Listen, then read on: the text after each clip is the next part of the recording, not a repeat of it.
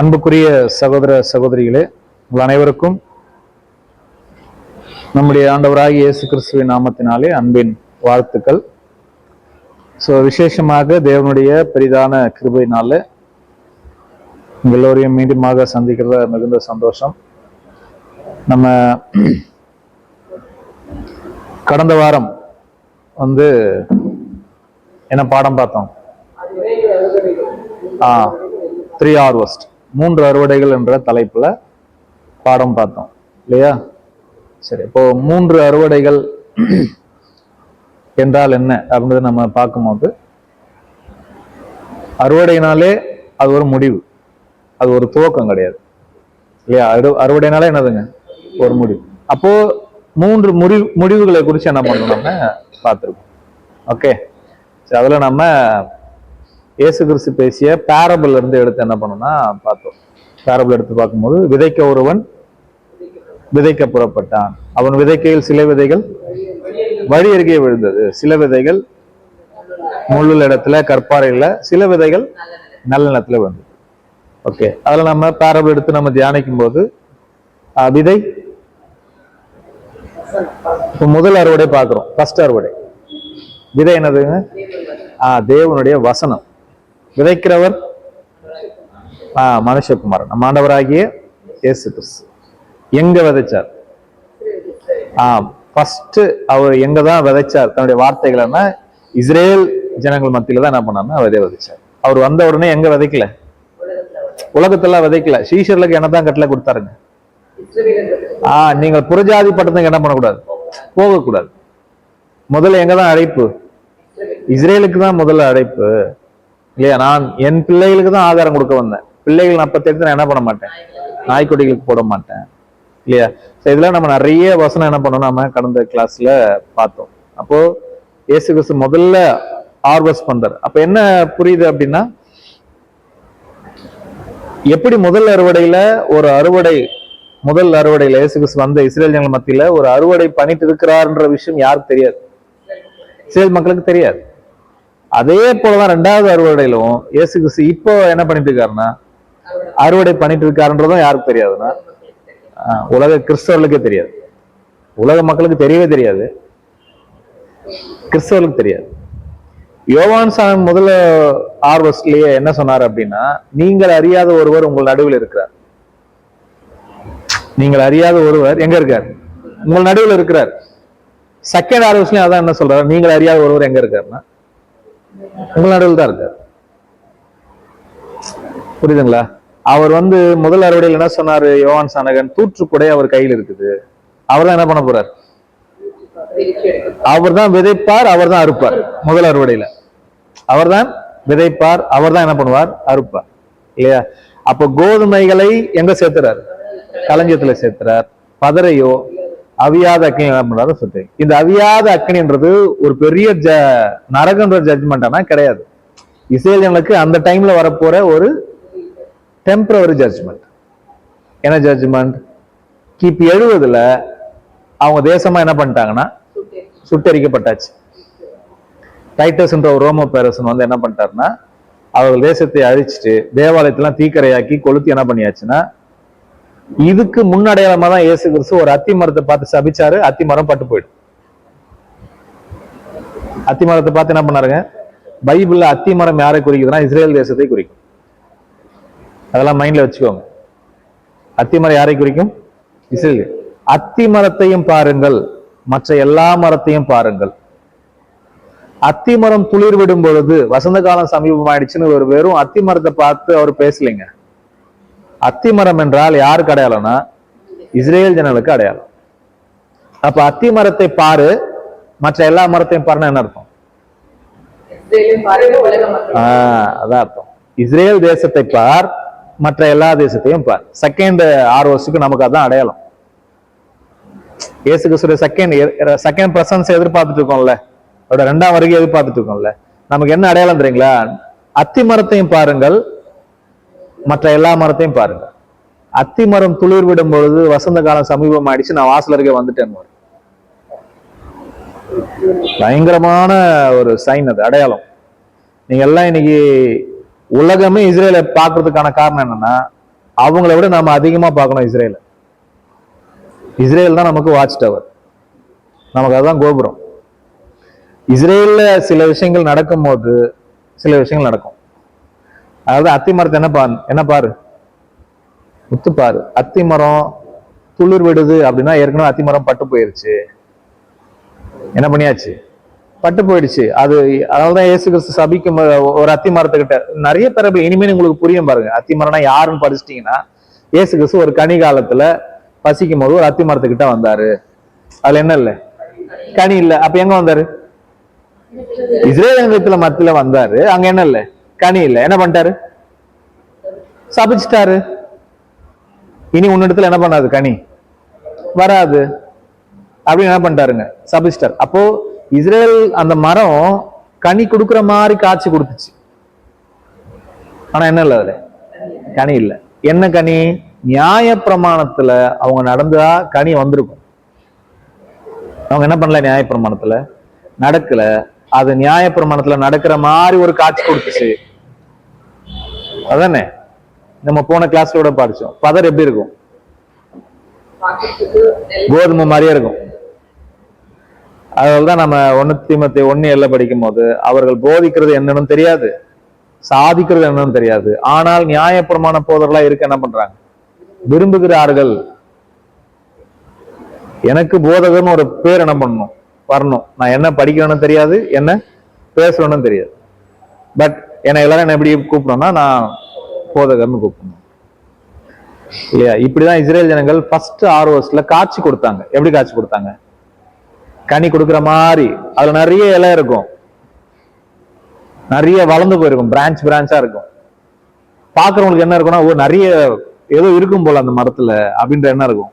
ஒரு ஃபீல் இருக்கும். ஆனா போய் பார்த்தா ஒண்ணும் இருக்காது, கனி இருக்காது. இதுதான் முதல் அறுவடையில இஸ்ரேல் ஜனங்களை இயேசு கிறிஸ்து வந்திருக்கும் போது அவர்கள் இயேசு கிறிஸ்து அங்க எதிர்பார்த்த கனி அங்க என்ன பண்ணல? இருக்காது, இல்ல. இதேதான் கடைசி காலத்துல நமக்கு சொல்றாரு. மனுஷகுமாரன் வரும்பொழுது உங்ககிட்ட விசுவாசத்தை காண்பாரோ. எப்படி முதல் ஹார்வெஸ்ட்ல இஸ்ரேலுக்கு விசுவாசம் இருக்காதோ, செகண்ட் ஹார்வெஸ்ட்லயும் உலக கிறிஸ்தவர்கிட்ட என்ன இருக்காதுன்னா விசுவாசம் இருக்காது. இங்கேயும் வந்து கனிகளை தேடுவாரு. அது நியாய பிரமாணத்தின் கனி, இது அன்பின் பிரமாணத்தின் கனி. நியாய பிரமாணத்தை கொடுத்தார் இல்லையா பழைய ஏற்பாட்டுல இஸ்ரேல் ஜனங்களுக்கு? கனி எதிர்பார்த்துட்டு வராருல, அங்க என்ன இல்ல?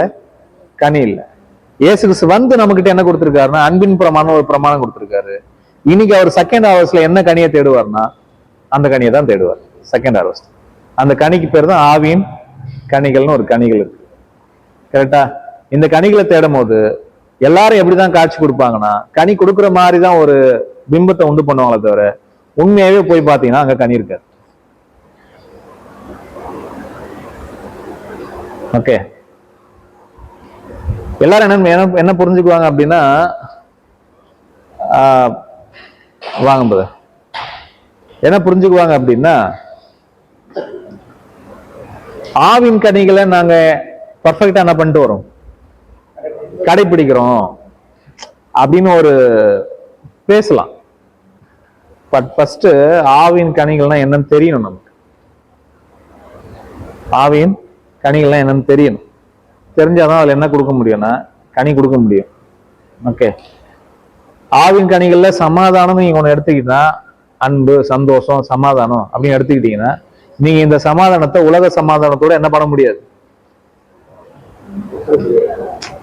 எடுக்கவே முடியாது. இயேசுக்கு சொல்ற உலகம் தராத சமாதானத்தை நான் என்ன பண்றேன்? உங்களுக்கு தரேன். உங்களுக்கு சமாதானம் என்னன்னு தெரிஞ்சாதான் அது இருக்கா இல்லையா என்ன பண்ண முடியும்.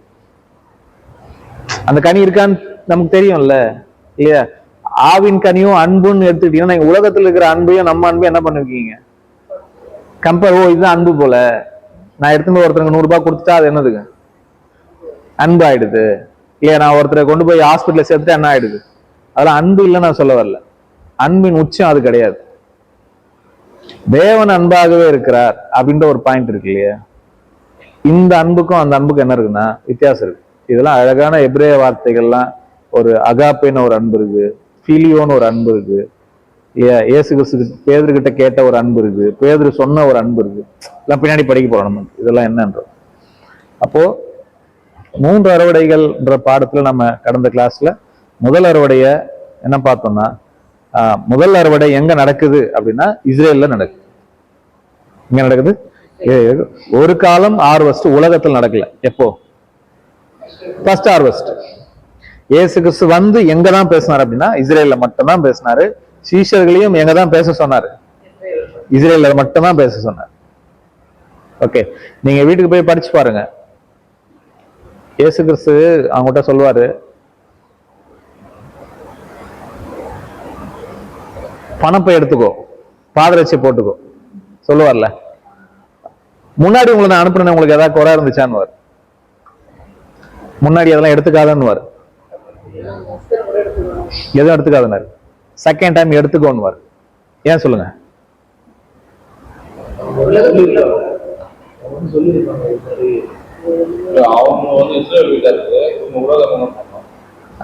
Very good. முதல்ல அவங்க போனது இஸ்ரேல்.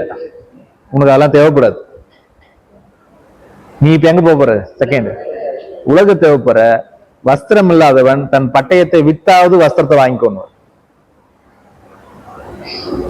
ஒரு இஸ்ரேலுக்கு நீ உள்ள போனேன்னா உனக்கு இஸ்ரேல் பாத்துக்குவான். இதே ஒரு கம்ஃபர்ட்டை நீ எங்க பார்க்க கூடாதுன்னா உலகத்துல நீ பார்க்க முடியாது. உனக்கு தேவையானது நீ என்ன பண்ணிக்கணும்? எடுத்துக்கணும். அப்போஸ் நான் எப்போ அப்படிதானே பண்ணாரு. அவருக்கு தேவையானது அவர் என்ன பண்ணிக்கிட்டாரு? சம்பாதிச்சுக்கிட்டாரு. சம்பாதிச்சு தேவனுடைய ஊழியத்தை என்ன பண்ணாருங்க? செஞ்சாரு இல்லையா? அப்ப ஃபர்ஸ்ட் டைம் அவங்க போகும்போது இஸ்ரேலுக்குள்ளவே போறாங்க. போயிட்டு அவங்க வந்துடலாம் ரிட்டர்னு.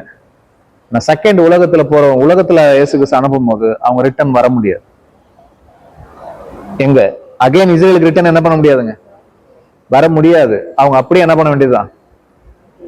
விதையாய் விதைக்கப்பட வேண்டியதான் எங்க அனுப்புறாரோ. கரெக்டா? சரி, அப்ப ஃபர்ஸ்ட் ஹார்வெஸ்ட் எங்க நடக்குதுன்னா இஸ்ரேல் நடக்குது. இதுல என்னென்னலாம் பார்த்துட்டோம்னா, நிலம் இஸ்ரேல் ஜனங்கள், இஸ்ரேல் தேசம். அந்த தேசத்துல எத்தனை விதமான ஜனங்கள் இருந்தாங்க? 4 விதமான ஜனங்கள். ஓகே, அதுல நல்ல நிலத்துல விழுந்தவங்க தான் யாருங்க?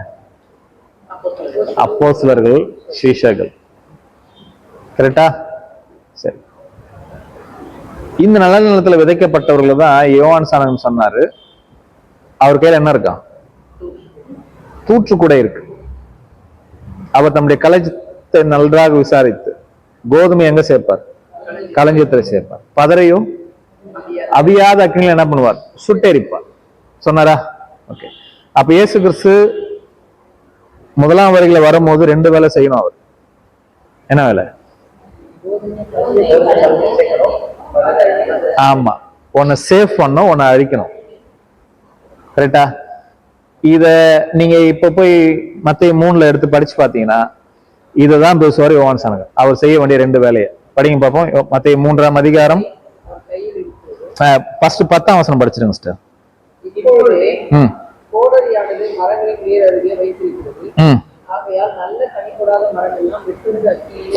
இங்க அக்னி சொல்றாரா?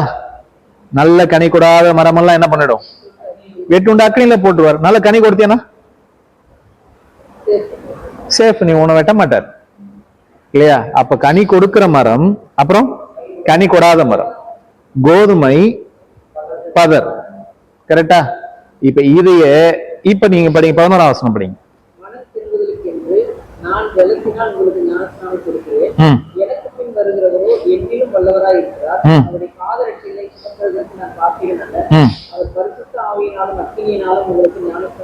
இங்க சொல்றா பாருங்க, நான் உங்களுக்கு என்ன எதுல ஞானஸ்நானம் கொடுக்குறேன்? ஜலத்துல கொடுக்குறேன். எனக்கு பின்னாடி ஒருத்தர் வர்றார். அவர் எப்படி கொடுப்பாரு? பரிசுத்த ஆவியினாலும் அக்னினாலும் உங்களுக்கு என்ன பண்ணுவாரு? ஞானஸ்நானம் கொடுப்பாரு. சரியா? இப்ப பரிசுத்த ஆவியினாலும் அக்னினாலும் ஞானஸ்நானம் கொடுக்குறேன். என்னது ஞானஸ்நானம்? எதுல தான் கொடுப்பாங்க? தண்ணியில் தான் கொடுப்பாங்க. அது யோவான் கொடுத்துட்டாரா? ஆனா எனக்கு பின்னாடி ஒருவர் உங்களுக்கு ஜலத்தெல்லாம் கொடுக்க மாட்டாரு. எதுல கொடுப்பாரா? பரிசுத்த ஆவியினாலும் அக்னினாலும் கொடுப்பாரு. அப்படின்னு என்ன அர்த்தம்? பரிசுத்த ஆவியில ஞானஸ்நானம் கொடுக்குறது பரிசுத்த ஆவியினால கொடுக்குறா?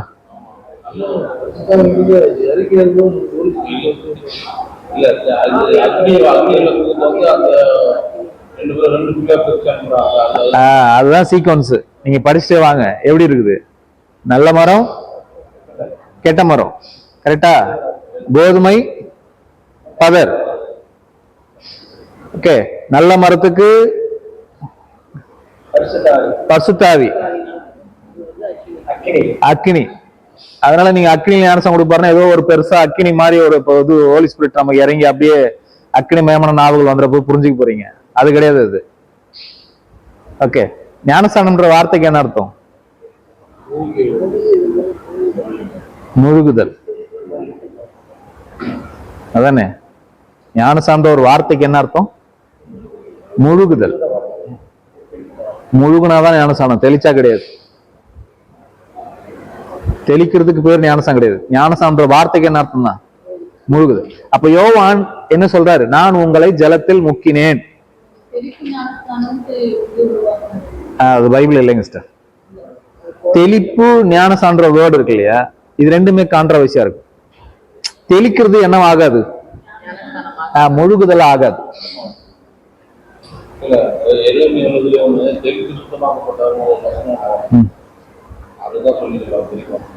ஓகே, அது சுத்திகரிப்புன்னு ஒண்ணு இருக்கு பழைய ஏற்பாட்டில். பட் யோவான் கொடுத்தது நீங்க எடுத்து படிச்சு பாத்தீங்கன்னா, ஜல தண்ணி அதிகமா இருக்கிற இடத்துல என்ன பண்ணாரு யோவான்? ஞானஸ்தானம் கொடுத்தாரு. ஓகே சரி, அப்போ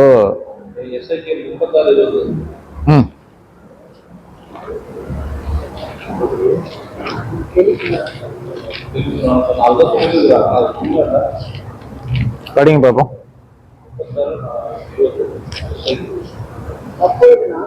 உங்கள் மேல் சுத்தமான ஜலம் தெளிப்பேன். நான் உங்களுடைய எல்லா அசுத்தங்களையும் உங்களுடைய எல்லா கரகலான விக்கிரகங்களையும் நீக்கி உங்களை சுத்தமாக்குவேன். சுத்தமாகுவேன். ஓகே, இது ஞானஸ்தானமா? இது அதுக்கு எதுக்கு சம்பந்தம் இல்லை. இது கம்ப்ளீட் ப்ராபசி. எதுங்க எசேக்கியேல் இருக்குது கம்ப்ளீட் என்னதுங்க? ப்ராபசி. இது தீர்க்கதரிசனமான வார்த்தைகள். தீர்க்கதரிசன புத்தகம் தானே. இப்ப உங்க மேல ஜலத்தை தெளிப்புனா தேவன் ஒரு தண்ணி தெளிப்புன்னு அர்த்தமா? அப்படி கிடையாது. புரியுதுங்களா? அதோட மீனிங் அது கிடையாது. இயேசு கிறிஸ்து இங்க கொடுக்கறது அது. யோவான் சொல்றது நான் உங்களுக்கு ஜலத்துல என்ன பண்றேன்? ஞானஸ்தானம் கொடுக்குறேன். ஆனா எனக்கு பின்னாடி வரவர் எனக்கு கொடுக்க மாட்டாரு, ஜலத்துல கொடுக்க மாட்டாரு. எதுல கொடுப்பாரு? இப்படி சொல்லிட்டீங்களா? இப்ப நான் என்ன கேக்குறேன், யாருக்கு பரிசுத்த ஆவியில ஞானஸ்தானம் கொடுத்தாரு? யாருக்கு அக்னியில ஞானஸ்தானம் கொடுத்தாரு? சரி, இப்ப உங்களுக்கு இன்னொரு வசனம் படிச்சா புரிஞ்சிடும். அப்போஸ்தலர் 1:4 படிங்க. அப்போஸ்தலர் 1:4. அன்றியும் அவர் அவர்களுடனே கூடி வந்திருக்கும் போது அவர்களை நோக்கி, யோவான் ஜலத்தினாலே ஞானஸ்நானம் கொடுத்தான்.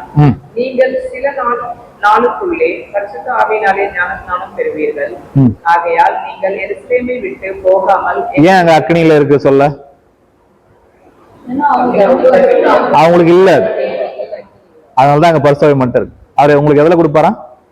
நீங்க எருசலேம்ல போய் வெயிட் பண்ணுங்க, உங்களை எதுல ஞானஸ்நானம் கொடுப்பாரு? பரிசுத்த ஆவி. இதுதான் பெந்தகோஸ்து நாள்ல நடந்தது.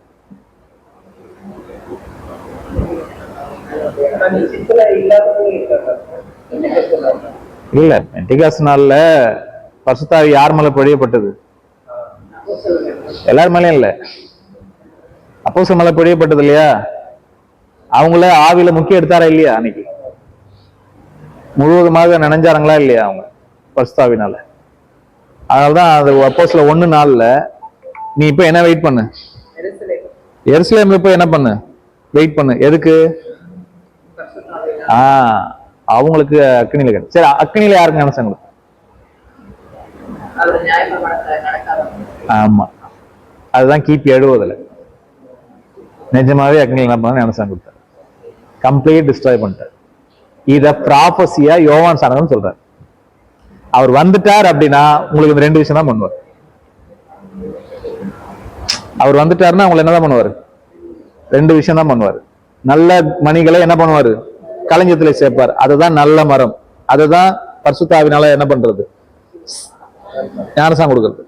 நீ நியாயப்பிரமாணத்தில் நடக்கல அப்படின்னா, ஆமா, ஃபர்ஸ்ட் ஹார்வெஸ்ட்ல இந்த அக்கினி எப்படி பர்மனன்ட் டிஸ்ட்ராய் கிடையாதோ, செகண்ட் ஹார்வெஸ்ட்லயும் அக்னின்றது என்ன கிடையாதுன்னா பர்மனன்ட் கிடையாது. அது அந்த டைம்ல அவங்களுக்கு வரப்போற ஒரு டெம்பரவரி ஜட்ஜ்மெண்ட். காரணம் என்னன்னா, அவங்க அந்த அடைப்பை என்ன பண்ணிட்டாங்க? நிராகரிச்சிட்டாங்க. புரியுதுங்களா?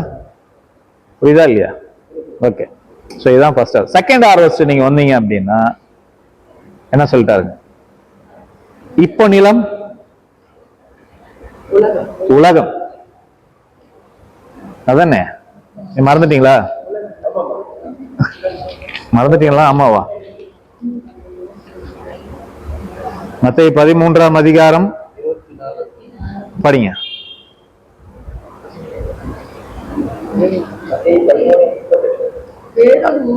ஃபர்ஸ்ட் 37 படிச்சிருங்க. விதை இப்போ யார் தான் செகண்ட் ஹார்வெஸ்ட்ல விதைக்கிறது? மனுஷகுமாரன். இப்போ நிலம் இஸ்ரேல் கிடையாது, நிலம் இது உலகம். Second harvest. நல்ல விதை ஃபர்ஸ்ட் ஹார்வெஸ்ட்ல என்ன இருக்கு? விதை வசனம். ஆனா செகண்ட் ஹார்வெஸ்ட்ல என்னது? ராஜ்யத்தின் புத்திரர். யார் அது? ராஜ்யத்தின் புத்திரர். அவருடைய அப்போஸ்தலர் சீஷர். அவங்கள என்ன ஆயிட்டாங்க? விதையா மாறிட்டாங்க. அதுக்கு உதாரணம் பார்த்தா தோமா இங்க வந்து என்ன ஆயிட்டார்?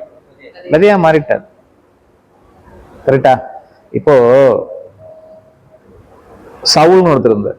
நான் சொல்றது புதிய ஏற்பாட்டு சவுல் சொன்னார். அவர் இருந்தாரா? இந்த சவுல் தான் ஸ்தேவான கல்லெறிஞ்சு அவருடைய வஸ்திரத்தை யாருடைய பாதத்துல கொண்டு வந்து வச்சாங்க தெரியல? சவுளுடைய பாதத்துல கொண்டு வந்து வச்சாங்க. கரெக்டா? அப்ப ஸ்தேவானுடைய மரணத்தை யார் பார்த்துட்டு இருக்கா? சவுல் பார்த்துட்டு இருக்காரு. ஓகே. சவுல் ஸ்தேவான் கல்லெறிஞ்சு என்ன பண்ணியாச்சு? ஸ்தேவான கொன்னாச்சு. விதை விதைக்கப்பட்டாச்சா? கோதுமை மணி நிலத்து விழுந்து என்ன பண்ணியாச்சு? இப்ப என்ன பண்ணணும்? வளரணும்ல. அது அப்படி வளர்ந்ததுதான் பவுல்.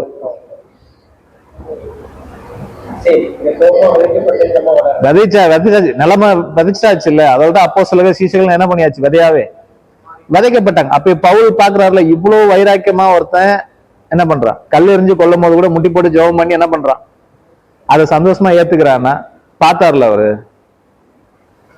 அது விதை, அது நிலத்துல விழுந்துருச்சு. ஆனா வளருது என்னவா வளருதுன்னா பவுலா வளருது இல்லையே. இப்ப பவுல் விதையா விதைக்கப்பட்டாருன்னா பவுலால ஸ்தாபிக்கப்பட்ட சபை எல்லாமே யாரால வந்ததுதான்? அவரால வந்ததுதான் இல்லையா? அப்ப யாரோ விதைத்த விதை தான் இன்னைக்கு நாமெல்லாம் கூட என்னவா நிக்கிறோம்? மரமா நிக்கிறோம் இல்லையா? ஆமா. நாமளும் விதையா என்ன பண்ணப்படணும்னா விதைக்குதான் படணும். ஓகே. நீ நன்மையை விதைத்தால் நன்மை அறுப்பாய், தீமையை விதைத்தால் தீமையை அறுப்பாய். மனிதன் எதை விதைக்கிறானோ அதை அறுப்பான். ஆனா ஒண்ணு புரிஞ்சுக்கோங்க, நீங்கள் ஒரு விதையை கொண்டு நீ விதைக்கும் பொழுது, ஒரு விதைய விதைச்சிட்டீங்க அப்படின்னா அறுக்கும் போது ஒரு விதையை மட்டும் அறுக்க மாட்டீங்க. எப்படி அறுப்பீங்க? நிறைய அறுப்பீங்க. தீமையும் ஒண்ணு விதைக்கும் போது கூட எப்படி அறுக்க மாட்டீங்கன்னா அறுக்க மாட்டீங்க, நிறைய தான் இருப்பீங்க. சேம் தானே ரெண்டுமே இல்லையா? நன்மை வந்தாலும் உங்களுக்கு நிறைய தான் வரும், தீமை வந்தாலும் நீங்க விதைத்த விதைக்கு நீங்க தான் பொறுப்பு. நீங்க விதைச்ச விதைக்கு யார் தான் பொறுப்பு? நீங்க தான் பொறுப்பு. இப்ப நான் வந்து சாலமோன் புதரை பத்தி அந்த புதர்கிட்ட நல்லா என்ன பண்ணிட்டேன்? சொல்லிட்டேன். நிறைய இல்லாத பள்ளத்தை சொல்லிட்டேன். ஓகே. அது வரைக்கும் அவங்க ரெண்டு பேரும் ஒன்னா இருந்தவர். அவருக்குள்ள ஏதோ உள்ள என்ன ஆயிடுச்சு, ஒரு ஏதோ ஒன்று வந்துருச்சு சாலமோன் புதர் மேல. ஒரு அதாவது வெளி காட்டிக்கல, பட் அவர் உள்ளத்துல என்ன பண்ணுது இருக்கு. அந்த விதையை விதைச்சது யாரு? நான். இப்ப நான் என்ன பண்ணிட்டேன்னா நான் திருந்திட்டேன். நான் என்ன பண்ணிட்டேன்? திருந்திட்டேன். அவரை பத்தி ஒரு வேற இடத்துல நான் சொல்றதில்லை, இனிமே சொல்லவே கூடாது நம்ம யாருக்கு அப்படின்னு சொல்லிட்டேன். சரி, நான் திருந்திட்டேன். அந்த விதையை யார் எடுக்கிறது? நான் ஒரு விதையை விட்டு விதைச்சிருக்கலாம், அந்த விதை யார் எடுக்கிறது? விதைய விதைச்சிருவோம் நிறைய போகும்போதே, எடுக்க முடியாது. அதுக்குள்ள அது வளர்ந்து மரமாயிடும். அது எத்தனை இடத்துல விதைய போட்டுச்சோ. கரெக்டா? விதைக்கும் போது ஜாக்கிரதையா விதைக்கும். நல்லதா இருந்தாலும் சரி, பெருமையா இருந்தாலும் சரி. ஏன்னா மனிதன் எதை விதைக்கிறானோ அதை அறுப்பான். அந்த ரத்த பிழைக்கு நான் தான் உத்தரவாதம். ஓகே. அல்ல சத்தியத்தில் இருக்கிற சகோதர சோரிகள் யாரை குறிச்சு எங்க என்ன பண்ணக்கூடாதுன்னா புறம் பேசவே கூடாது. யாரை பத்தி எங்கேயுமே யாரா இருந்தாலும் ஒரு சகோதரனையோ சகோதரியோ பின்னாடி நின்று என்ன பண்ணக்கூடாதுன்னா பேசவே கூடாது, பின்னாடி யுத்தம் பண்ணவே கூடாது. உங்களுக்கு யாருக்காவது ஏதாவது கருத்து வேறுபாடு இருக்கா, டைரக்டா நேரா போய் என்ன பண்ணுங்கன்னா அவங்க கிட்ட ரொம்ப ஹம்பிளா பேசணும், ரொம்ப ஹம்பிளா பேசணும். இதெல்லாம் இப்போ உதாரணத்துக்கு ஒன்று சொல்றேன். அப்போஸ்தலனாகிய பவுல் கலாத்தியருக்கு நிருபத்தில் எழுதும் போது ஒரு பெரிய எல்டர் அப்போஸ்தலனாகிய பேதுரு அவரை பத்தி ஒரு பாயிண்ட் சொல்லுவார். என்ன சொல்லுவார்னா, நான் வரும்போது பேதுரு நான் வரத்துக்கு முன்னாடி புறஜாதிகளோட உட்காந்து சாப்பிட்டுருந்தார். புறஜாதிகளோட உட்காந்து என்ன பண்ணிட்டு இருந்தாரு, சாப்பிட்டு இருந்தார். யூதர்களுக்கு சில பேர் வரும்போது அங்க வந்து இறந்துருவார், புறஜாதிகள்கிட்ட இறந்துருவார். இப்படி பேதுரு மாயமாலம் பண்ணாரு. அந்த மாயமானத்துல பர்னபாவும் எழுப்புண்டான். நான் எழுந்து நின்று பேதுருவை முகமுகமா எதிர்த்தேன். என்னன்னு, நீ மாயமாலம் பண்ண, நீ ஆக்டிங் பண்ற, நடிக்கிறேன்னு என்ன பண்ற, நான் முகமுகமா எதிர்த்தேன்னு சொன்னேன். சரி சொன்னாரா? அப்போ இவங்க பேதுரு பவுல் இவங்க ரெண்டு பேர்ல யார் ரொம்ப வைராக்கியமான ஆளு? வைராக்கியமான ஆளுன்னு கேக்குது. பவுல் என்ன ஆயிட்டா வைராக்கியமான இல்லையா? சரி, உங்களுக்கு நான் சொல்றேன், புரிஞ்சுக்க வேண்டியது. பவுல மாதிரி நிறைய பேர் வைராக்கியம் காட்டலாம், பேதுரு மாதிரி அந்த இடத்துல அமைதியா இருக்க முடியாது. நான் சொல்ற பாயிண்ட் புரியுதா? ஒரு எல்டர், அவர் தான் ஃபர்ஸ்ட் அப்போஸ்தலர். முதல் அப்போஸ்தலர் யாரு? பேதுரு. கரெக்டா? ஒரு சபைக்கு முன்னாடி பின்னாடி வந்து ஒரு சின்ன பையன் அதானே பவுல். ஒரு சபைக்கு முன்னாடி ஒரு எல்டரை பார்த்து முகமுகமா எதிர்க்க ஒரு விஷயம் வரும்போது சரி ஹம்பிள், ஆமா நான் பண்ணது என்னதான் தவறுதான் அப்படின்னு உட்கார்ற அந்த ஒரு பக்கம் இருக்கு. இது வராது. எது வந்துடும் சீக்கிரம்? நீங்க பவுல் மாதிரி வைராக்கியம் காட்டலாம் ஒரு ஸ்டேஜ்ல இல்லையா? நான் தப்பு தானே நான் கேட்கறதுல என்ன தப்பு இருக்கு அப்படின்னு என்ன பண்றோம், ஈஸியா கேட்போம். இன்னொருத்தர் நம்ம தவற சுட்டி காட்டும் போது பேதுரு மாதிரிலாம் உட்கார முடியாது, அது வராது. அங்க உட்கார்றாரு பாருங்க பேதுரு அமைதியா, அதுதான் பெரிய வைராக்கியம். முதலாவது கேள்வி கேட்க கற்றுக்கொள்றதுக்கு முன்னாடி கேள்வியை நம்மள கேட்கும் போது அம்பலா இருக்க கத்துக்கணும். ஃபர்ஸ்ட் அதான் லேர்னிங், கற்றுக்கொள்வது. பின்னாடி என்ன பண்ணலாம், பவுல் மாதிரி வைராக்கியம் காட்டலாம். முதல்ல கத்துக்கணும். முதல்ல அந்த சூழ்நிலை எனக்கு வந்தா நான் என்ன பண்ணுவேன், நான் ஒருத்தரை கேட்கும் போது ஒரு ரியாக்ட் பண்றோம்ல வைராக்கியத்தை, இதே ஒரு விஷயத்த என்ன யாராவது கேட்டாங்கன்னா, இந்த மாதிரி எல்லாரும் முன்னாடி என்ன ஒருத்தர் கேட்டாங்கன்னா நான் என்ன ரியாக்ட் பண்ணுவேன் இல்லையா? இதுதான் கத்துக்கணும் நம்ம ஃபர்ஸ்ட். ஏன் நான் இதை பேசுறேன் அப்படின்னா, செகண்ட் ஹார்வெஸ்ட்ல பயிர் முதிர்ச்சி அடைஞ்சாதான் அறுவடைக்கு போகும். பயிர் என்ன பண்ணணும், முதிர்ச்சி அடைந்தாதான் எதுக்கு போகும், அறுவடைக்கு போகும் இல்லையா? கரெக்டா? பயிர் முதிராம என்ன வராது, அறுவடை நடக்காது இல்லையா?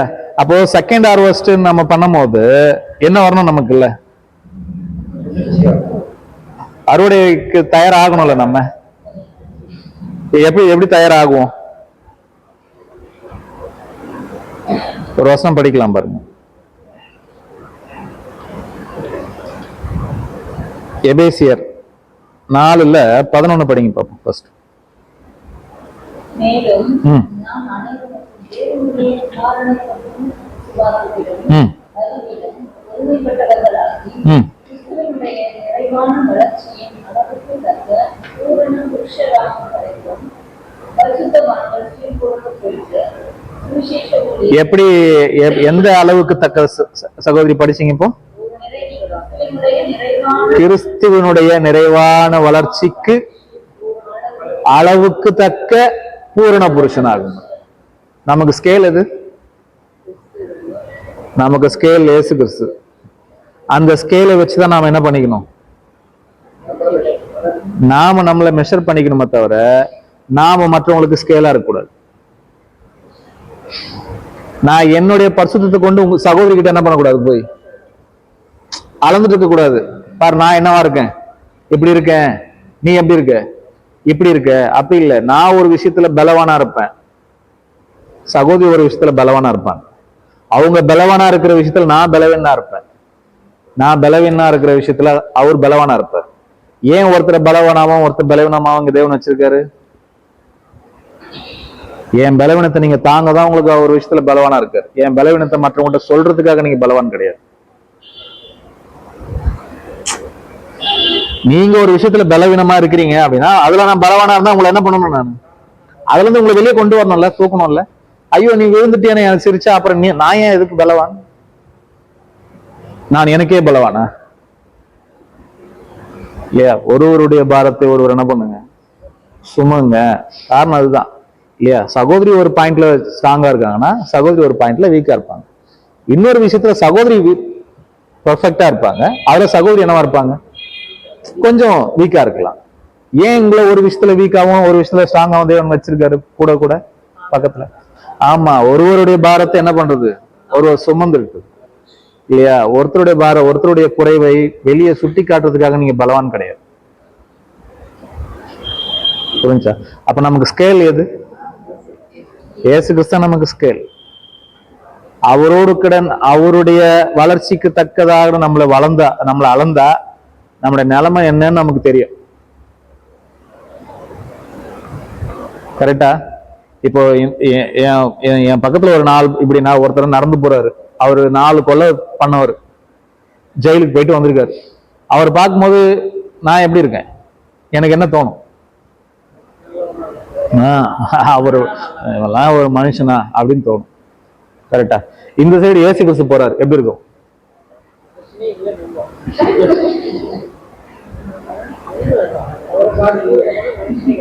அந்த சைடு இயேசு கிறிஸ்து போகும்போது எப்படி தோணும்? நம்மளுக்கு எப்படி தோணும்? அளக்குறத எதை வச்சு அளக்கணும்னா அவர் வச்சுதான் அளக்கணும் இல்லையா? நம்மளை யாரையும் எங்குமே ஸ்கேல என்ன பண்ணவே இல்லை, கடவுள் சொல்லவே இல்லை இல்லையா? அதுல 13 வசனம் படிங்க, எபேசியர் 14-15 படிங்களா?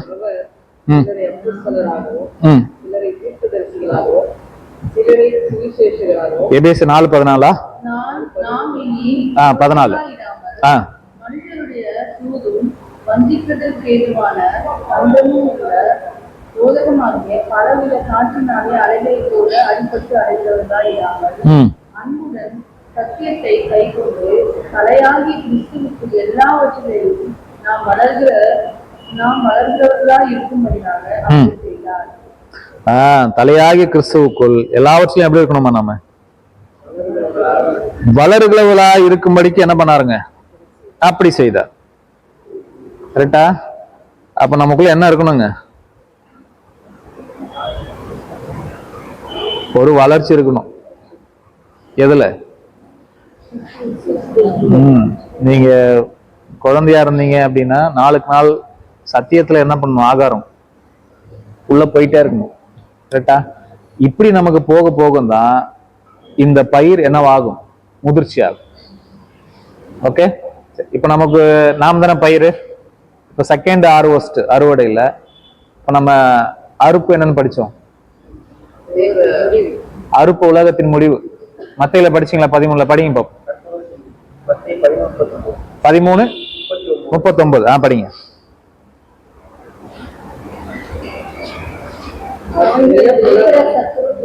பிசாசு அறுப்பு உலகத்தின் முடிவு, அறுக்கிறவர்கள் தேவத்துக்கு வரும். அப்ப செகண்ட் ஹார்வெஸ்ட் எப்ப நடக்கும்? இந்த உலகத்தின் முடிவுல. கரெக்ட் தானே? அறுக்கிறவர்கள் யாரு? தேவதூதர்கள். தேவதூதர்கள் மட்டும் இருப்பாங்கன்னா இயேசு கிறிஸ்து சேர்ந்துதான் அவங்க கூட தான் இருப்பாங்க. ஓகே, தனியா இல்ல. சரி, இப்போ ஹார்வெஸ்ட் பத்தி, செகண்ட் ஹார்வெஸ்ட் பத்தி படிக்கலாமா? எப்படி அறுக்க போறாங்கன்னு படிக்கலாம். ரெவலேஷன், வெளிப்படுத்தல் 14ஆம் அதிகாரம் 14ஆம் வசனத்துல படிக்கலாம். நான் பார்த்தபோது மனுஷகுமாரனுக்கு ஒப்பானவராய் தமது சிரத்தின் மேல் ஒரு கிரீடத்தையும் தமது கையிலே கருத்துள்ள அரிவாளையும் கையில அருவாள் வச்சிருக்காரா? எதுக்கு? ஹார்வெஸ்டுக்கு. அதான் செகண்ட் ஹார்வெஸ்ட். படிங்க சார். கருத்துள்ள அறிவாளை உடைய ஒருவர் உட்கார்ந்திருக்கிறதையும் கண்டேன். அப்பொழுது வேறொருவன் தேவாலயத்திலிருந்து புறப்பட்டு மேகத்தின் மேல் உட்கார்ந்திருக்கிறவரை நோக்கி, பூமியின் பயிர் முதிர்ந்தது. சொல்றாரு பாத்தீங்களா? எது முதிர்ந்துச்சு? பூமியின் பயிர் முதிர்ந்தது. அறுக்கிறதுக்கு காலம் வந்தது. அறுக்கிறதுக்கு என்ன வந்துருச்சுங்க? காலம் வந்தது. ஆகையால் உம்முடைய அறிவாளை நீட்டி அறுத்துவிடும். என்ன பண்றீங்க? அறுத்துருங்க. என்று மிகுந்த சத்தம் என்று சொன்னார். அப்பொழுது மேகத்தின் மேல் உட்கார்ந்தவர் தமது அறிவாளை பூமியின் மேல் நீக்கினார். பூமியின் விளைவு அறுப்புண்டது. பூமியின் விளைவு என்ன ஆயிடுச்சு? அறுப்புண்டது.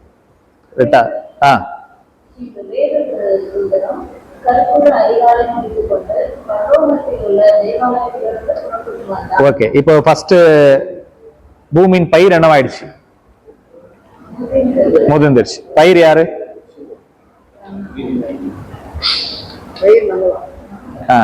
முதிர்ந்த பயிர் நம்ம. ஓகே, ஃபர்ஸ்ட் ஹார்வெஸ்ட்ல பயிர் கோதுமை. ஃபர்ஸ்ட் ஹார்வெஸ்ட்ல கோதுமை களஞ்சியத்துல சேர்த்தது. அப்போ சில சீஷர்கள் அவர் தானே அறுத்தாரு, இயேசுக்கு அறுத்து களஞ்சியத்தை சேர்த்தார்ல. செகண்ட் ஹார்வெஸ்டும் அவர் மேல இருந்து என்ன பண்றாருங்க? ஒரு தூதன் சொல்றாரு, நம்முடைய அருவாளை நீட்டி என்ன பண்ணுங்க? அறுத்துருங்க. பூமியின் பயிர் என்னவாயிடுச்சு? முதிர்ந்துடுச்சு. அப்ப என்ன பண்ணிட்டாரு? அருவாள் நீட்டி அறுத்துட்டார். நம்ம தானே அந்த கோதுமை. எப்போ அறுவடைக்குள்ள போவோம்? முதிர்ந்தாதான் போவோம், முதிர்ச்சி அடைஞ்சாதான் போவோம். கரெக்டா? முதிர்ச்சி அடைந்தாதான் போவோம், இல்லைன்னா அது என்ன ஆகாது? போகாது. எதுல முதிர்ச்சி அடையணும்? நாளுக்கு நாள் நம்முடைய குணங்கள்ல என்ன பண்ணணும்னா மாறிக்கிட்டே இருக்கணும். நான் எவ்வளவு படிக்கிறேன், எவ்வளவு பைபிள் படிக்கிறேன், ஆனா என் குணம் மாறல அப்படின்னா அதுல நிலத்துல ஏதோ ஃபால்ட் இருக்கு. நிலத்துல என்ன இருக்கு? ஏதோ தவறு. ஏன்னா விதை விதந்தா என்ன, விதைச்சா என்ன பண்ணும்? விதை வளரும். ஓகே, நம்ம இங்க உட்காந்துக்கிறோம், நம்மள யாராவது நம்முடைய சுயத்தை டச் பண்ணிட்டா என்ன ஆகும் தெரியுமா?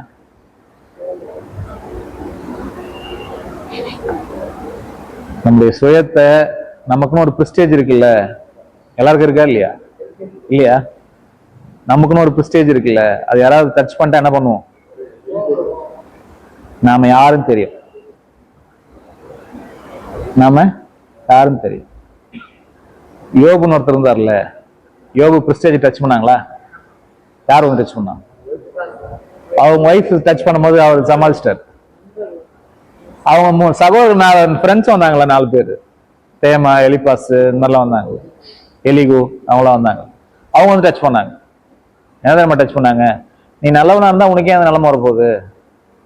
நீ ஒரு ஏழை கூட கவனிச்சிருக்க மாட்ட, தண்ணி கொடுத்துருக்க மாட்ட, சாப்பாடு கொடுத்துருக்க மாட்ட, நீ எதை விதைச்சியோ அதை தானே அறுத்திருப்ப அப்படின்னு டச் பண்ணும் போது யோபு என்ன பேசினா தெரியுமா? அதுக்கப்புறம் இப்ப படிச்சு பாருங்க, யோபு என்னென்னலாம் பேசியிருக்காரு. தேவனை பார்த்து சொல்லுவார், நான் மீறுதல் இல்லாத சுத்தன்வார். நான் மீறுதல் இல்லாத சுத்தன், நீர் என்மேல் குற்றம் கண்டுபிடிக்க பார்க்கிறீர், என்னை உமக்கு சத்ருவாக எண்ணுகிறீர். தேவனை பார்த்து பேசுவார் யோபு. இந்த சைடு உங்களுக்கு தெரியாதுன்னு நினைக்கிறேன், யோபு சைடு.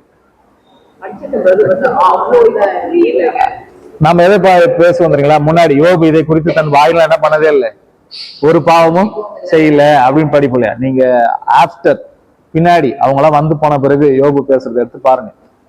நான் மீறுதல் இல்லாத சுத்தன், நீர் என் மேல் குற்றம் கண்டுபிடிக்க பார்க்கிறீர், என்னை உமக்கு சத்ருவாக எண்ணுகிறீர் அப்படின்னு தேவனை பார்த்து என்ன பண்ணுவார்? பேசும்போதுதான் தேவன், நீ பேசிட்டியாப்பா? பேசிட்டு, இப்ப நான் பேசட்டுமான்னு கேட்பார். நான் இந்த பூமிக்கு அஸ்திவாரம் போடும்போது நீ எங்க இருந்த? நீ அறிவாளியானா எனக்கு சொல்லு அப்படின்னு யோபுக்கு அவர் படைச்ச சகல விஷயங்களை தேவன் பேசிட்ட பிறகு அதுக்கப்புறம் யோபு என்ன சொல்லுவார் தெரியுங்களா? நான் நீசன், என் வாயை பொத்திக் கொள்கிறேன். நான் நீசன், என் வாயை பொத்திக் கொள். எதுக்கு சொல்றேன்னா, நம்ம ஒரு டைம்ல ஒரு பீரியட்ல நான் தேவனத்துல நன்மை பெற்றனா என்ன பெற வேண்டாமா? தீமையை பெற வேண்டாம். இதெல்லாம் பேசலாம். ஆனா என்னைக்கு நம்முடைய பிரிஸ்டேஜ் டச் பண்றாங்களோ யாராவது, அன்னைக்கு நம்ம யாருன்னு தெரிஞ்சு, வழக்கமா நம்ம கொடுக்குற கணத்தை ஓரளவு கொடுக்காம போயிட்டாங்கன்னா வழக்கமா நம்ம கொடுக்குற மரியாதை என்ன பண்ணல ஒரு கொடுக்காம போயிட்டாங்கன்னா, அல்லது நம்மளை பார்த்து முகத்தை சுழிச்சிட்டாங்கன்னா, கரெக்டா? இல்ல நம்மள ஒரு பொருட்டா என்ன பண்ணலன்னா மதிக்கலன்னா, போன இடத்துல நமக்கு சரியா ரெஸ்பான்ஸ் பண்ணல, வாங்கன்னு கூட சொல்ல அப்படின்னு பண்ணிட்டாங்கன்னா, நம்முடைய ஃபேஸ் எப்படிலாம் மாறும், நம்ம மனசு என்னெல்லாம் பண்ணும், என்னெல்லாம் கஷ்டப்படும். இதெல்லாம் நம்ம பிரிஸ்டேஜ் என்ன பண்றது, டச் பண்றது. அப்பதான் நம்ம யாருன்னு என்ன பண்ணணும் தெரியும். கரெக்டா? இதுல எல்லாம் நம்ம என்ன பண்ணணும்னா வளரணும். இதுல எல்லாமே நம்ம பூரண புருஷனாகிறது. ஏசு கிறிஸ்துக்கு இல்லாத பிரிஸ்டேஜா? அவருக்கு இல்லாத பிரிஸ்டேஜா? அப்போஸ்தலனாகிய பவுலுக்கு இல்லாத பிரிஸ்டேஜா? அப்போஸ்தலனாகிய பேதுருக்கு இல்லாத பிரிஸ்டேஜா? எல்லாரும் அதை பார்த்துட்டா உட்காந்துருந்தாங்க. கிறிஸ்து எனக்கு ஜீவன், சாவு எனக்கு ஆதாயம். தான் போய் உண்டு பண்ண சபையாரால் அப்போஸ்தலனாகிய பவுல் துடைத்து போடப்பட்ட குப்பையை போல இருந்தார். நான் குப்பையை போல ஆனேன். டஸ்ட்பின்ல இருந்தாராம் பவுல், தான் உண்டு பண்ண சபையாரால. ஸோ இதெல்லாம் அவங்களுக்கு லைஃப்ல நடந்த ஒரு, ஏன்னா அவங்களாம் கோல்ல கரெக்டான, என்னை தேவன் எதுக்காக கூப்பிட்டாருன்றதுல என்னவா இருந்தாங்க, அவங்க தெளிவா இருந்ததுனால மற்றதெல்லாம் அவங்களுக்கு என்ன தெரியலன்னா பெருசா தெரியும். நமக்கு அந்த தெளிவே கிடையாது. நம்ம எதுக்காக இந்த அழைப்புக்குள்ள வந்திருக்கோனே தெரியாது. நாமெல்லாம் இதெல்லாம் ரொம்ப கேஷுவலா ஒரு பாரம்பரியமா அப்படி என்ன பண்ணிட்டோம், ஒரு சபை, ஒரு சர்ச்சு, நமக்கு ஒரு வர்ஷிப், ஒரு பாட்டு அப்படின்ற ஒரு ஒரு மைண்ட் செட்லயே இருக்கிறோம். நம்ம எதுக்காக இதெல்லாம் பண்றோம்னு நமக்கு தெரியல இல்லையா? நமக்கு கோல் நமக்கு சரியா தெரியல அப்படின்னா உலகத்துல செய்யற எல்லா விஷயத்திலும் நாம கஷ்டப்படுவோம். கோல் நமக்கு கரெக்டா இருந்தா எதை குறிச்சு என்ன பண்ண மாட்டோம்னா கவலைப்படவே மாட்டோம். புரியுதுங்களா? அப்போ இந்த பயிர் முதிர்ந்தாதான் எதுக்கு போகும், அது அறுவடைக்கு போகும். அறுத்துருங்க. இப்போ கோதுமைய அறுத்துட்டாரா, அடுத்து என்ன பண்ணணும், இப்போ களைகள் இருக்குல்ல, களைகள் இருக்குல்ல, அதை கொண்டு போய் எதுல போட சொன்னாரு, அக்கில போட சொன்னார்ல. இப்ப அந்த களைகள் அவர் என்னன்னு சொல்றாரு பாருங்க, படிங்க அடுத்தது. 14-17 வேறொரு தூதனும் கருத்துள்ள அறிவாலை பிடித்துக் கொண்டு பரலோகத்திலுள்ள தேவாலயத்திலிருந்து புறப்பட்டார். வந்துட்டாரு.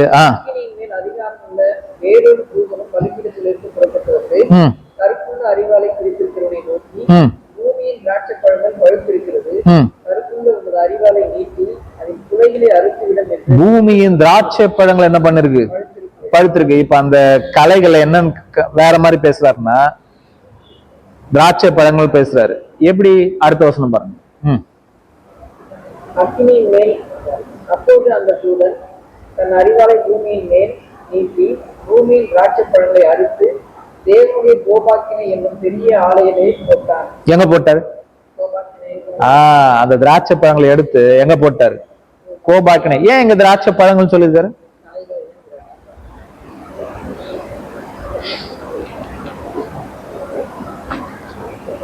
ஏன் சொல்லிருக்காரு?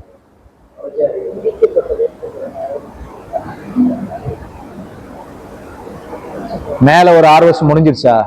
என்ன ஹார்வெஸ்ட் முடிஞ்சிருச்சு? பயிர் ஃபர்ஸ்ட் செகண்ட் ஹார்வெஸ்ட்ல ஒரு முடிஞ்சிருச்சா? எது முடிஞ்சிருச்சு? பயிர் முடிச்சிட்டாரு, அடுத்து முடிச்சிட்டாரு. பூமியின் பயிர் என்னவாயிடுச்சு, முடிஞ்சிருச்சு. இப்ப அடுத்து என்ன பண்றாரு? கலைகளை பத்தி இங்க என்னன்னு பேசுறாருன்னா பூமியின் திராட்சை பழங்கள்னு பேசுறாரு. ஓகே, அது என்ன பண்றாரு? அந்த திராட்சை பழங்களை குலைகளை அறுத்து எங்க போட்டாரு? தேவனுடைய கோபாக்கினை என்னும் ஆலை. அதுக்கு பேரு தேவனுடைய கோபாக்கினை அப்படின்னு ஒரு ஆலையில என்ன பண்ணிட்டாருன்னா போட்டார். ஓகே, ஏன் இங்க திராட்சை பழங்கள்னு சொல்லிருக்கு? இது உண்மையாவே நல்ல திராட்சை பழங்களா இருந்தா எங்க போட மாட்டார்? கோபாக்கினை போட மாட்டார்ல. கரெக்டா? ஓகே, சரி, சொல்லுங்க பாப்போம் ஏன் அப்படி.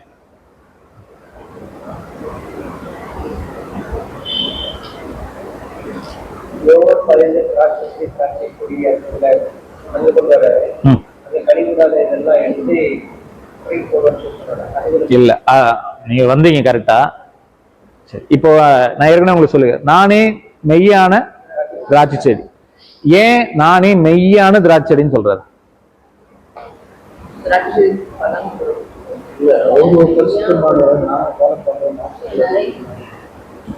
சரி, வேற மாதிரி இருக்கு. நானே நல்ல மெய்ப்பன் அப்படின்னு சொல்லு. ஒருவர் தவிர வேற யாரும் நல்லவங்க இல்லை. கெட்ட மேய்ப்புறம் இருக்காங்கன்னு அர்த்தம் அதானே? கெட்ட மேய்ப்புறம் இருக்காங்கன்னு அர்த்தம். இப்ப சொல்லுங்க, நானே மெய்யான திராட்சைன்னு ஏன் சொல்றாரு? பொய்யான திராட்சை இருக்குன்னு அர்த்தம். கரெக்டா? நானே திராட்சை செடி, நீங்க எல்லாரும் கொடிகள், உங்கள கனி வரணும். இது நல்ல திராட்சை செடி. ஓகே, சரி. இப்ப வேற மாதிரி கேக்குறேன். இயேசு கிறிஸ்து அவருன்றது ஒரு நபரா, ஒரு கூட்டமா? கூட்டமா?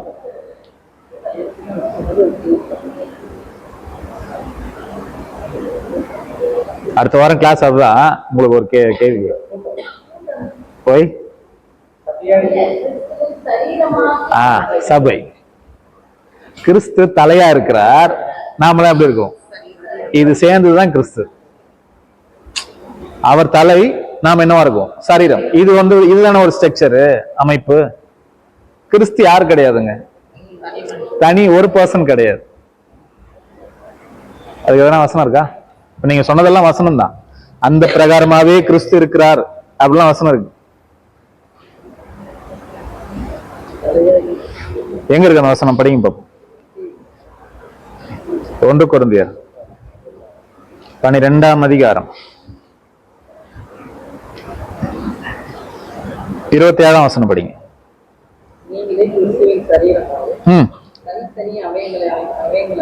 நீங்க தான் யாருடைய சரீரம்? கிறிஸ்துவனுடைய சரீரம். அப்புறம் தனித்தனி அவயங்கள் இல்லையா? இத நமக்கு ரொம்ப தெளிவா 12ஆம் வசனம் படிங்களேன் யாராவது. எப்படி எனில் சரீரம் என்னதுங்க? ஒன்று. அதற்கு அவயங்கள் அநேகம்.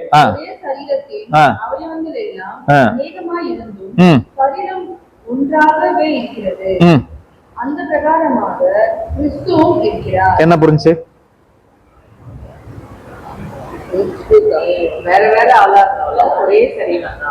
இல்ல, அந்த வசனம் என்ன சொல்லுது தெளிவா? இன்னொரு எப்படி எனில் சரீரம் ஒன்று. சரீரம் எத்தனைதான்? ஒன்று. அதற்கு அவயங்கள் அநேகம்.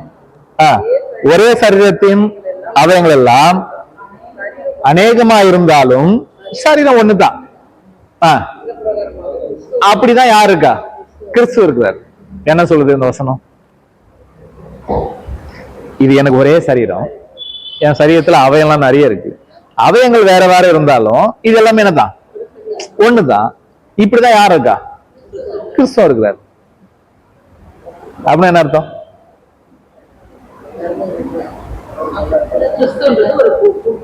கிறிஸ்துன்ற ஒரு தனி நபர் கிடையாது. அதனாலதான் அவர் தலை, அதனாலதான் அவர் சபைக்கு மூளைகள், நாம எல்லாம் கற்கள் அப்படிலாம் படிக்கிறோம்ல. கரெக்டா? இல்ல இன்னொரு வருஷம் படிச்சலாம். கொலோசையர் 1:18 படிங்க. 1:18.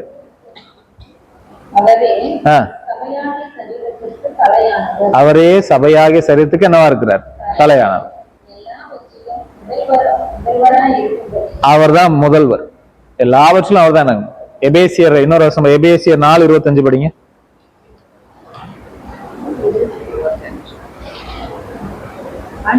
அன்றியும் நாம் ஒருவருக்கு ஒருவர் எப்படி இருக்கும்? அவயங்களா இருக்கிறபடியால் நாமெல்லாம் எப்படி இருக்கோம்?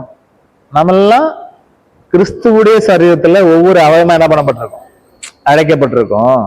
இதெல்லாம் எனக்கு ஃபுல்ஃபில் ஆகுதோ அன்னைக்குதான் இயேசு கிறிஸ்துன்ற ஒண்ணு என்ன ஆகுது? கம்ப்ளீட் ஆகுது. தலை ரெடியா என்ன ஆயிடுச்சு? மேல போயிடுச்சு.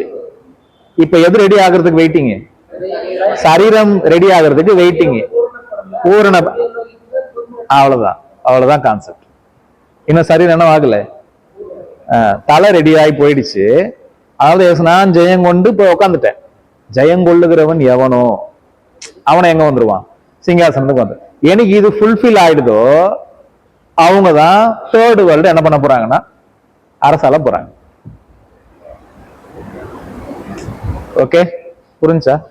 அப்போ ஏன் இப்போ திராட்சை குலைகளை கொண்டு போய் போடுறான்னு புரியுதுங்களா? இது எதுவுமே மெய்யான திராட்சையில வந்த குலைகள் கிடையாது. எதுல வந்தது? நான் ஏன் இந்த பாயிண்ட்டுக்கு வந்தேன் அப்படின்னா, கிறிஸ்து எப்படி ஒரு தனி நபர் அல்லவோ சாத்தானும் ஒரு தனி நபர் அல்ல. சாத்தானும் யாரு கிடையாது, ஒரு தனி நபர் கிடையாது. அவனும் அவனுடைய இடத்துக்கு அவன் தலையா இருக்கிறான். கரெக்ட் தானே? அவன் தலையா இருக்கிறான். அவனுக்கும் நிறைய சரீராவங்களா என்ன இருக்கு, நிறைய இருக்குல்ல. கரெக்டா? அப்ப அவன் செடி, மத்தல என்னவா இருக்கு, கொடிகள். அதுதான் நம்ம செகண்ட் ஹார்வெஸ்ட்லயே சாத்தான் விதைக்கிறவன், சாத்தான் கலைகள் யாரு? கொல்லாங்கனின் புத்திரர். எப்படி இவர்கள் ராஜ்யத்தின் புத்திரரோ அதே மாதிரி இருக்கிறவங்க யாருங்க, கொல்லாங்கனின் புத்திரர். கரெக்டா? ராஜ்யத்தின் புத்திரருக்கு எப்படி இயேசு கிறிஸ்து தலையா இருக்கிறாரோ, கொல்லாங்கனின் புத்திரருக்கு யார் தலையா இருக்கா, சாத்தான் தலையா இருக்கா. கரெக்டா? அப்போ இந்த பொய்யான திராட்சை செடியில வந்த குலைகள் தான் எதுங்க, அதான் திராட்சை பழம். அதுதான் எங்க போடுறாருங்க, அக்கினில போடுறாரு. கோபாக்கினை என்னும் அக்கினில போட்டு செகண்ட் ஹார்வெஸ்ட் என்ன பண்ணிட்டாரு, முடிச்சிட்டார். ஏதாவது டவுட் இருக்கா? Third harvest it's very simple. கரெக்டா? இப்ப நம்ம உங்களுக்கு நல்லா கவனிங்க, பாடத்தோட தலைப்பண்ண 3 அறுவடைகள். ஓகே, முதல் அறுவடை எங்க ஸ்டார்ட் ஆகுது, இயேசு கிறிஸ்துடைய முதலாம் வருகையில. அதானே? இயேசு கிறிஸ்துடைய முதலாம் வருகையில அவர்தான் வந்து விதைய என்ற வசனத்தை என்ன பண்றாருங்க, விதைக்கிறார். அப்ப ஃபர்ஸ்ட் ஹார்வெஸ்ட் நீங்க எங்க இருந்து எடுக்க முடியாது, பழைய ஏற்பாடுலாம் எடுக்க முடியாது. பழைய ஏற்பாடு என்ன பண்ண முடியாது, ஏன்னா விதைக்கிறவர் மனுஷகுமாரன் என்ன பண்ணியாச்சு, வசனம் சொல்லியாச்சு. அப்ப மனுஷகுமாரன் எப்ப விதைக்க ஆரம்பிச்சாரு அப்படின்னா அவருடைய முதலாம் வருகை. அப்ப இயேசு கிறிஸ்துடைய முதலாம் அறுவடையில் இருந்து 1000 ஆண்டு அரசாட்சி முடிவு வரைக்கும், இதுல இருந்து கிறிஸ்துடைய ஃபர்ஸ்ட் கம்மிங்ல இருந்து இயேசு கிறிஸ்துடைய 1000 வருட அரசாட்சி முடிவு வரைக்கும் இருக்கிற இந்த ஒரு காலம் இருக்குல்ல, இததான் நம்ம எத்தனையா பிரிச்சிருக்கோம். இப்போ 3 அறுவடையா வேதம் பிரிக்குது. ஏதாவது டவுட் இருக்கு, புரியலையா? இயேசு கிறிஸ்துவின் முதல் வருகை, ஓகே, இதுல இருந்து இயேசு கிறிஸ்துவின் 2ஆம் வருகை, அது 2ஆம் வருகை முடிவுன்றது செகண்ட் ஹார்வெஸ்ட் முடிவு. அப்ப இயேசு கிறிஸ்துவின் முதல் அறுவடை ஸ்டார்ட் பண்ணாரு, அவரு மரித்தார்ல, அதோட முதல் அறுவடை என்ன ஆயிடுச்சு, முடிஞ்சிடுச்சு இல்ல.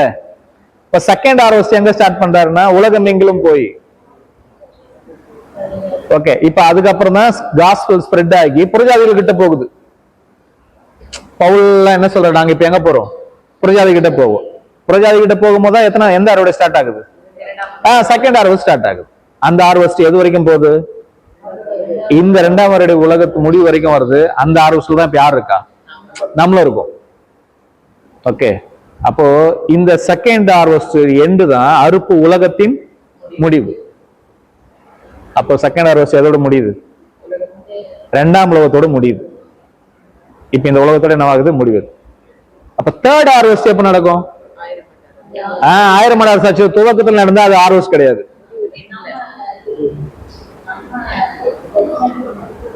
அதான் சகோதரி, இப்போ 1000 இயருடைய ஸ்டார்டிங்ல ஹார்வெஸ்ட் பண்ணா அது ஹார்வெஸ்ட் கிடையாது. ஏன்னா துவக்கம் ஹார்வெஸ்ட் கிடையாது, இதுதான் முடிவுதான் ஹார்வெஸ்ட். அப்போ 1000 எண்ட்ல தான் ஒரு ஹார்வெஸ்ட் என்ன பண்ண போகுது, நடக்க போகுதுல்ல. 1000 வருஷாச்சு, 1000 முழுவதும் அவங்க சத்திய வசனத்தை என்ன பண்ண போறாங்க, உலகம் லேர்ன் பண்ண போறாங்க. அதுக்கப்புறம் சாத்தான் கட்டவிழ்த்து விடப்பட போறான். அப்ப அவங்களுக்கு என்ன நடக்க போகுது,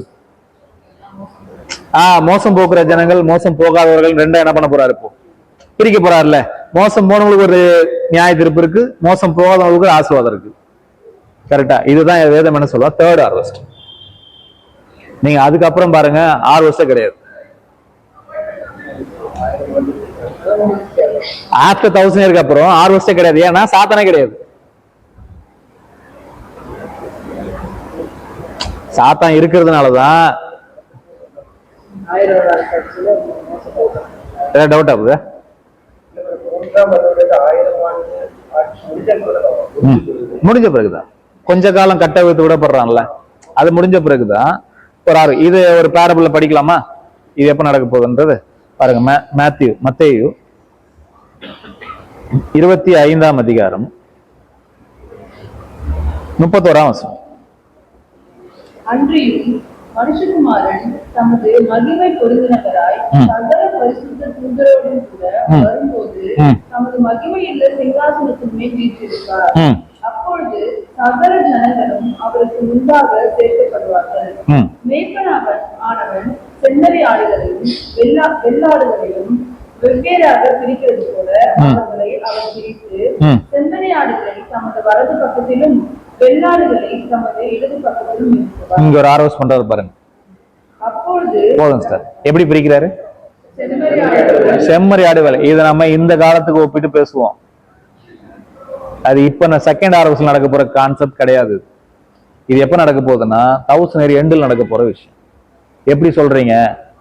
ஒரு கேள்வி வரும்ல, எப்படி இது 1000 எண்டுல நடக்குதுன்னு எப்படின்னு சொல்றீங்க அப்படின்னு சொல்லும் போது ஃபர்ஸ்ட் இந்த வசனம் படிச்சு இல்லையா, 31ஆம் வசனம். மனுஷகுமாரன்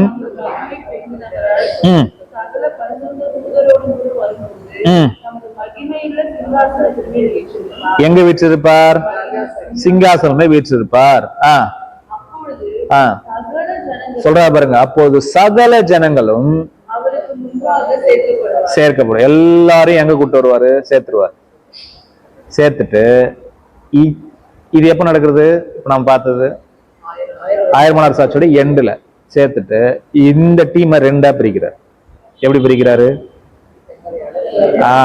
வலது பக்கம் இடது பக்கமா, வலது பக்கத்துல செம்மறி ஆடையும் இடது பக்கத்துல வெள்ளாடையும் நிறுத்துறார். அப்ப ஆடை சொல்றாரா? ஜனங்களை சொல்றார். கரெக்டா? எப்படி ஃபர்ஸ்ட் ஆர்வஸ்ல கோதுமை கலைன்னு பிரிச்சாரு, கோதுமை பதர். செகண்ட் ஆர்வஸ்ல கோதுமை கலைகள் பிரிச்சார். கரெக்டா? தேர்ட் ஆர்வஸ்ல ஆடா பிரிக்கிறார். செம்மறி ஆடு வெள்ளாடு. புரிஞ்சா? பிரிச்சு. ஆமா சொல்றாங்க இல்லையா. இப்ப என்ன தெரியுங்களா, இந்த 1000 எண்டுக்கு அப்புறம் கொஞ்ச காலம் சாத்தா என்ன பண்ண போற? அப்புறம் கட்ட வைத்துப்பட போற இல்லையா, அந்த டைம்ல நடக்க போற பாயிண்ட். அப்ப ஜனங்கள் எப்படி ஆக போறாங்க? வலது பக்கத்துல இருக்கிறவங்கள பார்த்து, இவ்வளவு நாள் சத்தியம் கேட்டவங்க உங்களுக்கு இல்ல என்ன இருக்கு, இப்படி ஒரு கேரக்டர் இருக்கு. இந்த சீரியல்களுக்கு எவைகளை செய்து இப்போ செம்மறி ஆடு வெள்ளாடு பக்கத்துல நிக்கிறவங்க செய்யாதவங்க இருக்காங்கல்ல, அப்படின்னா சாத்தனால் மோசம் போனவர்கள். செம்மறி ஆடு வெள்ளாடுக்கு வித்தியாசம் இருக்கு. செம்மறி ஆடை பத்தி நீங்க போய் மேய்ப்பர்கள செம்மறி ஆடு மேய்க்கிறத பத்தி பாருங்க. ஒரு மேய்ப்பன் சத்தம் கொடுத்தா என்ன வந்துடும்? அப்படியே வரும். நீங்க வெள்ளாடை கூப்பிடுங்களேன், அந்த மாதிரி வராது. அது தாண்டோனித்தனமா சுத்தம் வெள்ளாடுகள்லாம். அதனாலதான் வெள்ளாடு எங்க கொண்டு நிறுத்தினாரு? இடது பக்கத்துல, செம்மறி ஆடை வலது பக்கத்துல. இப்ப இடது பக்கத்துல நிக்கிறவங்க யாரு அப்படின்னா சாத்தானால் மோசம் போனவர்கள். ஓகே, இவங்களுக்கு என்ன ஜட்ஜ்மெண்ட் கொடுக்குறாருன்றதை நீங்க படிச்சிட்டீங்கன்னா இது எங்க நடக்க போகுதுன்னு என்ன பண்ணிக்கலாம், புரிஞ்சுக்கலாம். அதே அதிகாரத்துல 41ஆம் வசனம் படிங்க. அப்போ இடது பக்கத்தில் நிற்பவர்களை பார்த்து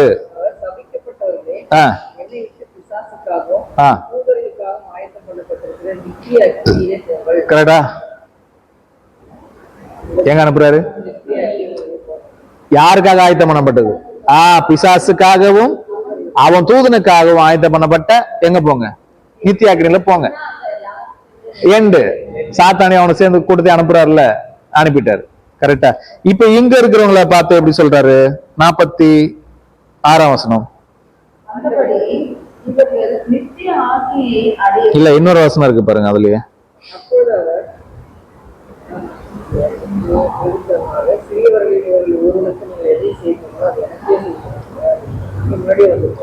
முன்னாடியே வந்துடும் பாருங்க. 34 சொல்றா பாருங்க. வாருங்கள் என் பிதாவினால் ஆஸ்வதிக்கப்பட்டவர்களே.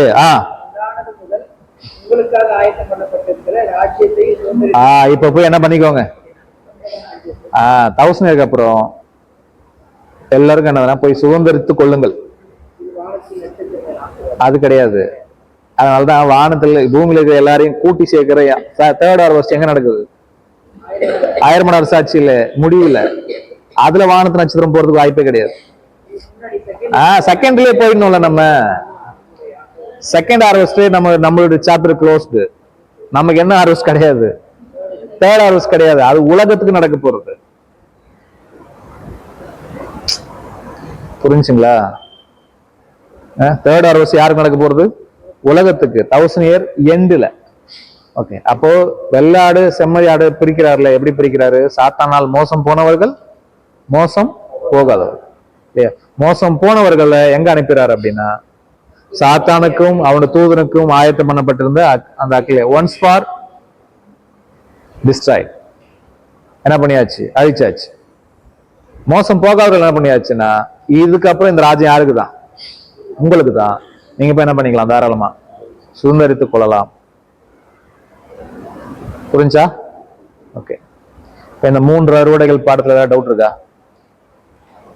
ஓகே, சரி. இப்போ ஃபர்ஸ்ட் ஹார்வெஸ்ட் எங்க நடக்குது சொல்றேன், முடிச்சிடலாம். இஸ்ரேல்ல. விதை தேவனுடைய வசனம். விதைக்கிறவர் மனுஷகுமாரன். எங்க விதைத்தார்? இஸ்ரேல் சொல்லிட்டீங்க. 4 விதமான நிலத்துல. கரெக்டா? நல்ல நிலத்துல விதைக்கப்பட்டவங்க யாரு? அப்போஸ்தலர்கள். எப்படி பலன் கொடுத்தாங்க? 30, 60, 100. பின்னாடி படிக்கலாம் அது என்ன 30, 60, 100. ஓகே, பலன் கொடுத்தாங்க. ஓகே, அப்போ இந்த பலனை கொண்டு எங்க சேர்த்துட்டாரு? களஞ்சியத்துல சேர்த்துட்டாரு. பதற சுட்டரிச்சிட்டார். இது ப்ராபசியா என்ன நடக்குது? இததான் யோவான் எப்படி பேசுறாருன்னா, தூற்று கூட யார் கையில இருக்கு? அவர் கையில இருக்கு. அவர் வந்து இதுதான் பண்ண போறார். கோதுமையை களஞ்சியத்துல சேர்ப்பார், பதறையும் அவியாத அக்கினியை சுட்டரிப்பார். நல்ல கனி கொடுக்கிற மரம், நல்ல கனி கொடாத மரம். ஓகே, ஆவியில ஞானசானம் கொடுக்கிறது, அக்கினியில் ஞானசானம் கொடுக்கும். யாருக்கு ஆவியில் ஞானசானம் கொடுத்தாரு? அப்போஸ்தலருக்கு பெண்டெகாஸ்ட் டேல 50ஆம் நாள்ல கொடுத்தாரு. அவங்கள அதுல முக்கிய எடுத்துட்டாரு, நிரப்பப்பட்டாங்க முழுசாவும். ஓகே, யாருக்கு அக்கினில கொடுத்தாரு? அவருடைய அழைப்பை நிராகரிச்சவங்களுக்கு. ஒரு தேசமா என்ன பண்ணிட்டாருங்க அவங்களுக்கு, அதோட அந்த அழைப்பு என்ன ஆயிடுச்சு? கம்ப்ளீட்டா போயிடுச்சு இல்லையா? அப்ப எப்படி இந்த உலகத்துக்கு ஒரு எண்டு, முடிவுல ஒரு விஷயம் நடக்க போதோ, அந்த முடிவு தான் இஸ்ரேலுக்கு நடந்துச்சு. தேசமா உங்களுக்கு என்ன போயிடுச்சு? ஒரு வாய்ப்பு க்ளோஸ் ஆயிடுச்சு இல்ல? ஓகே, இப்ப செகண்ட் ஹார்வெஸ்டுக்கு இப்ப சொல்லும் போது, இப்ப நிலம் உலகம், விதை ராஜ்யத்தின் புத்திரர், விதைக்கிறவர் மனுஷகுமார், அவர் தான் விதைச்சார். கரெக்டா? கலைகள் பொல்லாங்கனின் புத்திரர், அதை விதைச்சது பிசாசு. அறுப்பு உலகத்தின் முடிவு, அறுக்கிறவர்கள் தேவதூதர்கள். ஓகே, அப்ப நம்ம ஹார்வெஸ்ட்ல போனோம்னா நம்ம என்னவா இருக்கணும்? பூமியின் பயிர் முதிர்ந்தது, இப்படி அருவாளை, கருக்குள்ள அருவாளை நீட்டி என்ன பண்ணுங்க? அறுத்து விடுங்கள். இல்லையா? இந்த கலைகளை தான் பூமியின் திராட்சை பழங்களை என்ன பண்ணாருங்க நமக்கு செகண்ட் ஹார்வெஸ்ட் சொல்லி காமிச்சார். ஓகே, அதே மாதிரி பாருங்க, இயேசு கிறிஸ்து விதைச்சாரு. ஒரு பீரியட் அவங்களுக்கு இருந்துச்சு, இஸ்ரேலுக்கு இருந்துச்சுல, ஒரு காலப்பகுதி கொடுத்தாரு. ஓகே, செகண்ட் ஹார்வெஸ்ட் வந்து சீஷர்களை விதைச்சாங்க. நமக்கு ஒரு பீரியட் இருக்கு. இப்போ இவ்வளவு காலம் என்னவாயிட்டு இருக்கு? ஹார்வெஸ்ட் விதைச்சிட்டே இருக்கும். கரெக்டா? ஒரு ஹார்வெஸ்ட் எப்ப நடக்குது? எண்டில் நடக்குது. ஓகே, புரியுதா? இதே மாதிரி 1000 இயர் ஸ்டார்டிங்ல இதே மாதிரி ஒரு விதை என்ன பண்ணப்பட போகுது? உலகமெங்கிலும் விதைக்கப்பட போகுது. அவங்களுக்கு ஒரு பீரியட் இருக்கு, 1000 இயர். அதோட எண்டில் என்ன நடக்குது? ஒரு ஹார்வெஸ்ட் நடக்குது. அப்ப விதைப்பு அறுப்பு, விதைப்பு அறுப்பு, இப்படிதான் என்னவாயிட்டு இருக்குன்னா ஒரு விஷயம் நடந்துட்டு இருக்கு.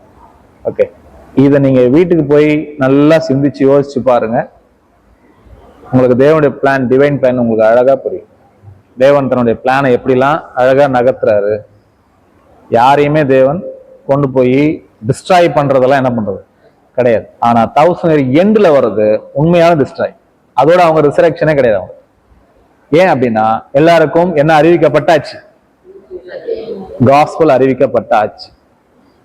ஓகே, சோ இந்த காஸ்பல் ஃபர்ஸ்ட் ஹார்வெஸ்ட்லயும் கம்ப்ளீட்டா போகல, எல்லாருக்கும் போகாது. செகண்ட் ஹார்வெஸ்ட்ல எங்க போகாது, கம்ப்ளீட்டா போகாது. பட் தேர்ட் ஹார்வெஸ்ட்ல கம்ப்ளீட்டா போகும். ஏன் சொல்றார், நான் சமுத்திரம் ஜலத்தினால் நிறைந்திருக்கிறது போல பூமி கர்த்தரை அறிகிற அறிவினால் நிறைந்திருக்கும். எங்க 1000 மடங்கு சாட்சியில். ஏன் அப்படின்னா ஃபர்ஸ்ட் ஹார்வெஸ்ட் செகண்ட் ஹார்வெஸ்ட்ல சாத்தான் விடுதலையாக தான் பட்டிருப்பான், கட்டப்பட்டிருக்க மாட்டான். பட் தேர்ட் ஹார்வெஸ்ட்ல சாத்தான் என்ன பண்ணப்பட்டிருக்கான், கட்டப்பட்டிருப்பான். கட்டிட்டு உங்களுக்கு காஸ்பல் சொல்லிட்டு கட்ட வைத்து விடுவாரு மோசம் போக்குன்னு. கரெக்டா? அப்போ எல்லா சண்டையும் கத்து கொடுத்துட்டு ஃபைட் பண்ணதான் என்ன பண்ணுவாரு தேவன். அதுதான் டெஸ்டிங்கை தவிர சொல்லாம அவனை கொண்டு போய் நரகம் அப்படின்ற ஒரு பாயிண்ட்ல போடுற ஒரு பாயிண்டே யாருக்கிட்ட கிடையாதுன்னா தேவன்கிட்ட கிடையாது. புரிஞ்சுங்களா? இதுதான் நமக்கு 3 அறுவடைகள் பார்த்து நம்ம புரிஞ்சது. தேவன் சித்தமான அடுத்த வாரம் இன்னொரு சப்ஜெக்ட்ல பார்க்கலாம். அடுத்த வாரம் நம்ம பார்க்குற டாபிக் வந்து சர்ச், சபை. What is church? சபை என்றால் என்ன அப்படின்றத அடுத்த வாரம் நம்ம என்ன பண்ண போறோம்னா பார்க்க போறோம். ஸோ தேவன் தாமே உங்க ஒரு ஆசிரியப்பார்.